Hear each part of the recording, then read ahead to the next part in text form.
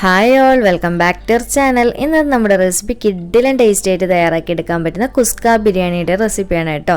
ഈ ഒരു റൈസിൻ്റെ മെയിൻ പ്രത്യേകത എന്ന് പറയുന്നത് നമ്മളിതിൽ ചിക്കനോ ബീഫോ മട്ടനോ ഒന്നും ചേർക്കുന്നില്ല. പക്ഷെ എന്നാൽ ഇത് നല്ല ടേസ്റ്റ് ആയിട്ടുള്ള ഒരു റെസിപ്പിയാണ്. അതുപോലെ തന്നെ പ്രത്യേകിച്ച് ടൈമിൻ്റെ കാര്യമാണ് എടുത്തു പറയേണ്ടത്. പെട്ടെന്ന് റെഡിയാക്കി എടുക്കാൻ പറ്റുന്ന ഒരു ബിരിയാണി റെസിപ്പിയാണ്. പ്രത്യേകിച്ചും ബാച്ചിലേഴ്സിനും കൂടിയും തയ്യാറാക്കാൻ പറ്റുന്ന ഒരു കിഡിലൻ റൈസാണ് കേട്ടോ. അപ്പോൾ നമുക്ക് വീഡിയോയിലേക്ക് പോയാലോ? വീഡിയോയിലേക്ക് പോകുന്നതിന് മുന്നേ നിങ്ങൾക്ക് ഈ ചാനൽ ഇഷ്ടപ്പെടുന്നുണ്ടെങ്കിൽ പ്ലീസ് ഒന്ന് സബ്സ്ക്രൈബ് ചെയ്ത് സപ്പോർട്ട് ചെയ്യണേ. സബ്സ്ക്രൈബ് ചെയ്യുമ്പോൾ അതിൻ്റെ തൊട്ടടുത്ത് കാണുന്ന കുഞ്ഞു ബെല്ലൈക്കണില്ലേ, അതിൽ ഓൾ എന്ന ഓപ്ഷൻ തന്നെ കൊടുക്കണേ. എങ്കിലേ ഞാൻ വീഡിയോസ് ഇടുന്ന സമയത്ത് നിങ്ങൾക്ക് പെട്ടെന്ന് തന്നെ നോട്ടിഫിക്കേഷൻ കിട്ടുകയുള്ളൂ. അപ്പോൾ നമുക്ക് ആദ്യം തന്നെ കുസ്ക ബിരിയാണി വെക്കാൻ ആവശ്യമായിട്ടുള്ള അരി ഒന്ന് കുതിർക്കാൻ വേണ്ടിയിട്ട് വെക്കാം. അപ്പോൾ ഈ ഒരു ബൗളിലേക്ക് ഞാനിവിടെ 3 കപ്പ് അളവിൽ അരിയാണ് എടുത്തിട്ടുള്ളത്. 3 കപ്പ് എന്ന് പറയുമ്പോൾ 600 ഗ്രാം അളവിൽ അരി വരും. ബസ്മതി അരിയാണ് എടുത്തിട്ടുള്ളത്. നിങ്ങൾക്ക് ഇതിന് പകരമായിട്ട് ജീരകശാല അരി, കൈമ റൈസ് ഏതെങ്കിലും എടുക്കണ്ടെങ്കിൽ അങ്ങനെ എടുക്കുക കേട്ടോ, കുഴപ്പമൊന്നുമില്ല. അപ്പോൾ ഞാൻ ഇതിന് നന്നായിട്ട് കഴുകിയിട്ട് വെള്ളം ഒഴിച്ചിട്ട് കുതിരാൻ വേണ്ടിയിട്ട് വെക്കട്ടെ. അപ്പോൾ ഇത് ഞാൻ നന്നായിട്ട് കഴുകിയിട്ട് ഈ ബൗളിൽ വെള്ളം ഒഴിച്ച് കൊടുത്തിട്ടുണ്ട്. നമുക്കിത് അടച്ച് വെച്ച് കൊടുക്കുക. എന്നിട്ട് ഒരു 20-25 മിനിറ്റ് വരെ കുതിരാൻ വേണ്ടിയിട്ട് വെയിറ്റ് ചെയ്യാം. അപ്പോൾ നിങ്ങൾ സ്ഥിരം വാങ്ങിക്കുന്ന അരിയാകുമ്പോൾ നിങ്ങൾക്ക് അറിയാൻ പറ്റുമല്ലോ എത്ര ടൈം വേണമെന്നുള്ള, അതിനനുസരിച്ച് അഡ്ജസ്റ്റ് ചെയ്യണേ.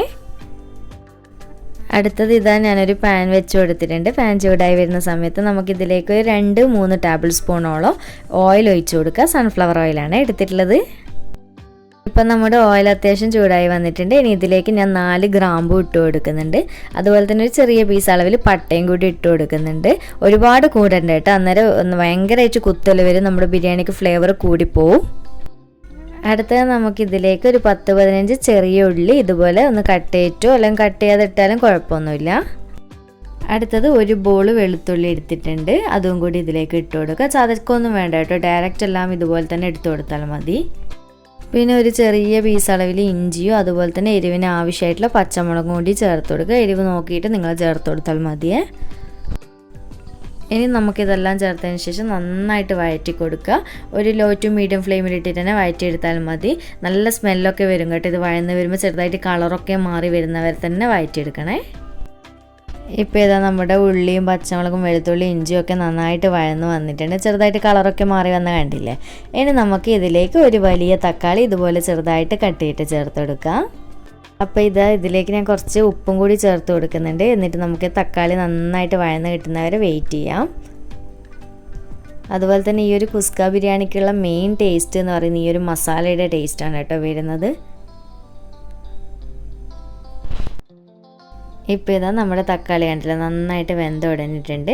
ഇനി നമുക്കിതിലേക്ക് മല്ലിയിലയും പുതിനയിലും കൂടി രണ്ടും കൂടി ഒന്നിച്ച് ചേർത്ത് കൊടുക്കുക. അപ്പോൾ മല്ലിയിൽ ഞാൻ 1/2 കപ്പും പുതിനയിൽ 1/4 കപ്പാണ് എടുത്തിട്ടുള്ളൂ. പുതിനയിൽ ഒരുപാട് എടുക്കേണ്ട, കാരണം ഫ്ലേവർ നിങ്ങൾക്കറിയാമല്ലോ പെട്ടെന്ന് തന്നെ കൂടിപ്പോവും. എന്നിട്ട് നന്നായിട്ടൊന്ന് മിക്സ് ചെയ്ത് കൊടുത്തതിന് ശേഷം നമുക്ക് ഫ്ലെയിം ഓഫ് ചെയ്ത് കൊടുക്കാം. ഇനി നമുക്കിത് നന്നായിട്ട് ചൂടാറാൻ വേണ്ടിയിട്ട് വെയിറ്റ് ചെയ്യുക, ഫ്ലെയിം ഓഫ് ചെയ്ത് കൊടുത്തതിന് ശേഷം. കാരണം നമുക്കിത് ചൂടാറിയതിന് ശേഷം ഒന്ന് മിക്സിയിൽ അരച്ചെടുക്കാനുള്ളതാണ്. അപ്പോൾ നമുക്ക് ബിരിയാണി റെഡിയാക്കാൻ വേണ്ടിയിട്ട് ഞാനിവിടെ ഒരു പാൻ വെച്ച് കൊടുത്തിട്ടുണ്ട്. ഇതിലേക്ക് ഒരു 3 ടേബിൾ സ്പൂണിൻ്റെ അടുത്തായിട്ട് ഗീ ചേർത്ത് കൊടുക്കാം. ഗീക്ക് പകരമായിട്ട് ഗീയും ഓയിലും മിക്സ് ആയിട്ടും ചേർക്കുന്നുണ്ടെങ്കിൽ അങ്ങനെയും ചേർത്ത് കൊടുക്കുക കേട്ടോ. അതൊക്കെ നിങ്ങളുടെ ഓരോരുത്തരുടെ ഇഷ്ടത്തിനനുസരിച്ച് ചെയ്യുക. എണ്ണ ചൂടായി വരുന്ന സമയത്ത് നമുക്കിതിലേക്ക് 2 വലിയ ഉള്ളി ചേർത്ത് കൊടുക്കുക. സവാളയാണേ. അടുത്തത് ഒരല്പം ഉപ്പ് ചേർത്ത് കൊടുക്കുക. എന്നിട്ട് നമുക്ക് സവാളയൊന്ന് നന്നായിട്ട് വഴറ്റിയെടുക്കണം കേട്ടോ. നല്ല സോഫ്റ്റായി കിട്ടുന്നവരെ വഴറ്റിയെടുക്കുക. നമുക്കിതൊന്ന് അടച്ച് വെച്ചിട്ട് വഴറ്റിയെടുക്കുന്നതാണ് കേട്ടോ കൂടുതൽ നല്ലത്, എന്നാൽ പെട്ടെന്ന് തന്നെ വഴന്ന് കിട്ടിക്കോളും. അപ്പോൾ ഇതാ നമ്മൾ നേരത്തെ വഴറ്റി വെച്ച മസാല ഞാൻ നന്നായിട്ട് അരച്ചെടുത്തിട്ടുണ്ട് കേട്ടോ. ഇനി നമുക്കിതൊരു സൈഡിലേക്ക് മാറ്റി വെക്കാം. നല്ല ഫൈനായിട്ട് തന്നെ അരച്ചെടുക്കണേ. അപ്പോൾ ഇതാ നമ്മുടെ സവാള ഇപ്പോൾ അത്യാവശ്യം നന്നായിട്ട് വഴന്ന് വന്നിട്ടുണ്ട്. നല്ല സോഫ്റ്റായി വന്നിട്ടുണ്ട്. ഇത്രയും മതി. ഇനി നമുക്കിതിലേക്ക് ആവശ്യമായിട്ടുള്ള പൊടികൾ ചേർത്ത് കൊടുക്കുക. ആദ്യം തന്നെ 1 ടേബിൾ സ്പൂൺ മുളക് പൊടി ചേർത്ത് കൊടുക്കുന്നുണ്ട്. അത് നിങ്ങൾ എരിവ് നോക്കിയിട്ട് 3/4 ടേബിൾ സ്പൂൺ ആയാലും കുഴപ്പമൊന്നുമില്ലേ. അടുത്ത ഇതിലേക്ക് 1/2 ടീസ്പൂൺ മഞ്ഞൾപ്പൊടി ചേർത്ത് കൊടുക്കുക. പിന്നെ 1/2 ടീസ്പൂൺ ഗരം മസാലപ്പൊടി ചേർത്ത് കൊടുക്കുക. ഗരം മസാലപ്പൊടി അല്ലെങ്കിൽ ബിരിയാണി മസാലപ്പൊടി ഇതിലേതെങ്കിലും ഒന്ന് ചേർത്ത് കൊടുക്കണേ നിർബന്ധമായിട്ടും. ഇനി നമുക്ക് നന്നായിട്ടൊന്ന് മിക്സ് ചെയ്ത് കൊടുക്കുക. ലോ ഫ്ലെയിമിലിട്ടിട്ട് പൊടികളൊന്ന് ചൂടാക്കി എടുക്കുക കേട്ടോ. നന്നായിട്ട് ഇളക്കിക്കൊണ്ട് നിൽക്കുക. ഇപ്പോൾ ഇതാ നമ്മുടെ പൊടികളൊക്കെ നന്നായിട്ട് ചൂടായതിന് ശേഷം നമ്മൾ നേരത്തെ അരച്ച് വെച്ചിരുന്നില്ലേ ആ ഒരു മസാല, അത് മുഴുവനായിട്ട് ഇതിലേക്ക് ചേർത്ത് കൊടുക്കുക. ഒട്ടും വേസ്റ്റ് ആക്കരുത്, മുഴുവൻ തന്നെ ചേർത്ത് കൊടുക്കണം. കാരണം ഈ ഒരു റൈസിനുള്ള കറക്റ്റ് പാകത്തിനുള്ള അളവാണ് ഞാൻ പറഞ്ഞിട്ടുള്ളത്. ഇനി നമുക്ക് നന്നായിട്ടൊന്ന് മിക്സ് ആക്കി കൊടുക്കുക. നമ്മുടെ പൊടികൾ ഈ ഒരു മസാലയിലേക്കൊന്ന് നല്ലതുപോലെ മിക്സ് ആയിക്കോട്ടെ. ഇതുപോലെ മിക്സ് ചെയ്ത് കൊടുത്തതിന് ശേഷം നമുക്ക് ഒരു തക്കാളി കൂടി ചെറുതായിട്ട് കട്ട് ചെയ്തിട്ട് ചേർത്ത് കൊടുക്കാം. എന്നിട്ട് വീണ്ടും ഒന്നുകൂടി മിക്സ് ചെയ്ത് കൊടുക്കുക. ഇനി നമുക്കിതിലേക്ക് 3-4 ടേബിൾ സ്പൂണോളം തൈര് ചേർത്ത് കൊടുക്കുക. ചെറിയ രീതിയിൽ പുളിപ്പുള്ള തൈരാണ് കേട്ടോ കൂടുതൽ ടേസ്റ്റ്. പുളി കുറവുള്ള തൈരാണെങ്കിൽ അതിൻ്റെ കൂടെ ചെറുനാരങ്ങ നീരും കൂടി കുറച്ച് ചേർത്ത് കൊടുക്കണേ. എന്നിട്ട് നന്നായിട്ട് ഇതൊന്ന് മിക്സ് ചെയ്ത് കൊടുക്കുക. അപ്പോൾ പുളി ചെക്ക് ചെയ്തിട്ട് ആവശ്യമുണ്ടെന്നുണ്ടെങ്കിൽ ചെറുനാരങ്ങ നീര് ചേർത്ത് കൊടുക്കണേ. എന്നിട്ട് നമുക്കിതൊന്ന് അടച്ച് വെച്ച് കൊടുക്കുക. നമ്മുടെ തക്കാളി നന്നായിട്ട് വെന്തുടയണം, അതുവരെ വെയിറ്റ് ചെയ്യാം. ഇപ്പോൾ ഇതാ നമ്മുടെ തക്കാളിയൊക്കെ നല്ലപോലെ സോഫ്റ്റ് ആയതിനു ശേഷം നമ്മൾ നേരത്തെ കുതിർത്ത് വെച്ച അരി ഉണ്ടല്ലോ, അതിൻ്റെ വെള്ളമൊക്കെ മുഴുവൻ കളഞ്ഞിട്ട് ഇതിലേക്ക് ഇട്ട് കൊടുക്കുന്നുണ്ട്.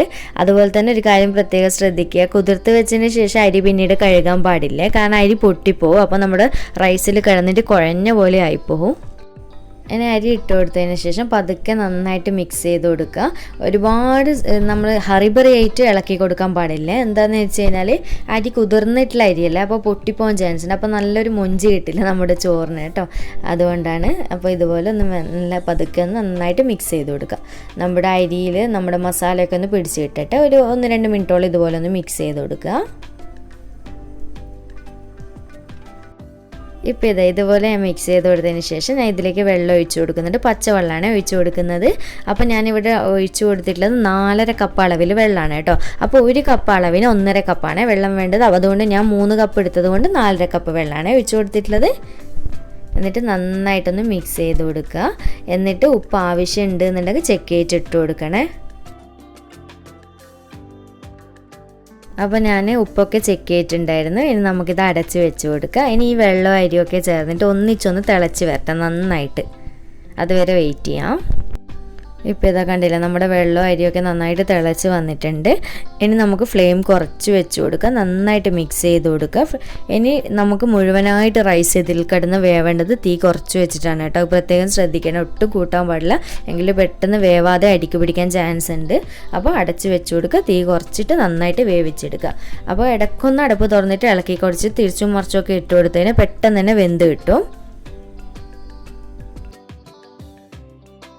അപ്പോൾ നമുക്കിനി അടുപ്പ് തുറന്നിട്ട് ചെക്ക് ചെയ്യാം. അപ്പോൾ ഇതാ കുറച്ചും കൂടി വെള്ളമുണ്ട് വറ്റി വരാനായിട്ട്. വെന്തിട്ടില്ല ചോറ് കേട്ടോ, കാണുമ്പോൾ മനസ്സിലാവുന്നുണ്ട്. അപ്പോൾ നമുക്കിനി ഇതൊന്ന് ഇളക്കിയിട്ട് തിരിച്ചും മറിച്ചൊക്കെ ഇട്ട് കൊടുക്കുക. അങ്ങനെ ഇളക്കി കൊടുക്കുന്ന സമയത്ത് നമുക്ക് മസാല നന്നായിട്ട് എല്ലാ ഭാഗത്തും ചോറിൽ പിടിച്ച് കിട്ടും കേട്ടോ. അതിന് വേണ്ടിയിട്ടാണ്. അതുപോലെ പെട്ടെന്ന് വെന്തും കിട്ടും ഇങ്ങനെ ചെയ്ത് കൊടുക്കുന്ന സമയത്ത്. അപ്പോൾ ഇതുപോലെ തിരിച്ചും മറിച്ചൊക്കെ ഇട്ട് കൊടുത്തതിന് ശേഷം മുകൾ ഭാഗം ഇതുപോലെ ടൈറ്റ് ചെയ്ത് കൊടുക്കുക. ഇനി കുറച്ചുകൂടിയാണ് കേട്ടോ വേവാനുള്ള, 1/4 ഭാഗത്തോളം ഏതാണ്ട് വെന്തിട്ടുണ്ട്. എന്നിട്ട് നമുക്ക് വീണ്ടും അടച്ചു വെച്ച് കൊടുക്കാം. അപ്പോൾ ഇതാ നമ്മുടെ റൈസൊക്കെ അത്യാവശ്യം നന്നായിട്ട് വെന്ത് സെറ്റായി വന്നിട്ടുണ്ട്. വെള്ളമൊക്കെ കണ്ടില്ല, നല്ലപോലെ വറ്റി വന്നിട്ടുണ്ട്.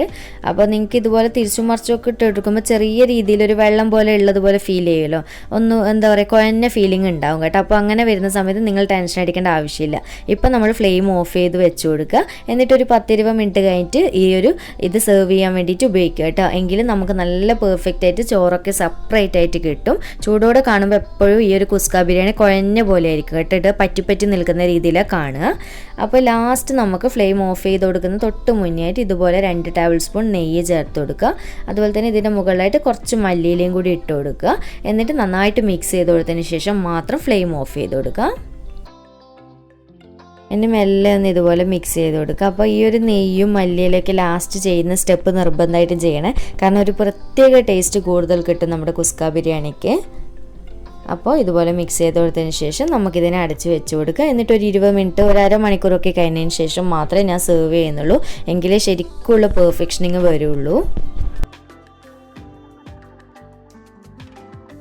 ഇപ്പോൾ ഏതാണ്ട് 20 മിനിറ്റൊക്കെ കഴിഞ്ഞതിന് ശേഷമാണ് കേട്ടോ ഞാൻ പ്ലേറ്റിലേക്ക് സെർവ് ചെയ്ത് കൊടുക്കുന്നത്. കണ്ടില്ല, ഒട്ടും പരസ്പരം ഒട്ടിപ്പിടിക്കാതെ നല്ല പെർഫെക്റ്റ് ആയിട്ട് റൈസ് കിട്ടിയിട്ടുണ്ട്. ഞാൻ നേരത്തെ പറഞ്ഞല്ലോ, നിങ്ങൾ ഫ്ലെയിം ഓഫ് ചെയ്ത ഉടനെ വെള്ളം പോലെ കണ്ടിട്ട് ടെൻഷൻ അടിക്കൊന്നും വേണ്ട കേട്ടോ. തുടക്കക്കാരൊക്കെ ഉള്ളതുകൊണ്ടാണ് ഞാൻ എടുത്ത് പറയുന്നത്.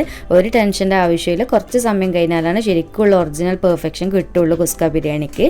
അപ്പോൾ സിമ്പിൾ റെസിപ്പി അല്ല. അപ്പോൾ എന്തായാലും ഒരു തവണയെങ്കിലും നിങ്ങൾ ട്രൈ ചെയ്തിട്ട് ഫീഡ്ബാക്ക് അറിയിക്കണം. നല്ല ടേസ്റ്റാണ്. വീട്ടിൽ ഗസ്റ്റൊക്കെ വന്നാലൊക്കെ പെട്ടെന്ന് റെഡിയാക്കാൻ പറ്റിയ കിടില ഐറ്റം തന്നെയാണ്. ശരിക്കും ഇതിന് പൊതുവേ നമ്മൾ മുട്ട പുഴുങ്ങിയിട്ട് അല്ലെങ്കിൽ ചിക്കൻ ഫ്രൈ ഇല്ലേ സെപ്പറേറ്റ് പൊരിച്ചിട്ടൊക്കെയാണ് നമ്മൾ തിന്നാറ്. ശരിക്കും കുസ്ക ബിരിയാണിക്ക് അങ്ങനെയാണ്, സെപ്പറേറ്റാണ് വെക്കാറ്. അപ്പോൾ അടിപൊളി റെസിപ്പിയാണ്, ട്രൈ ചെയ്യാൻ മറക്കല്ലേ. അപ്പോൾ ലൈക്ക് ചെയ്യാനുള്ള കാര്യം മറക്കല്ലേ. അപ്പോൾ നിങ്ങൾ എപ്പോഴെങ്കിലും ട്രൈ ചെയ്യുന്ന സമയത്ത് ഫീഡ്ബാക്ക് അറിയിക്കാനുള്ള കാര്യം മറക്കല്ലേ. അപ്പോൾ വീണ്ടും ഒരു അടിപൊളി വീഡിയോ ആയിട്ട് കാണാം. താങ്ക്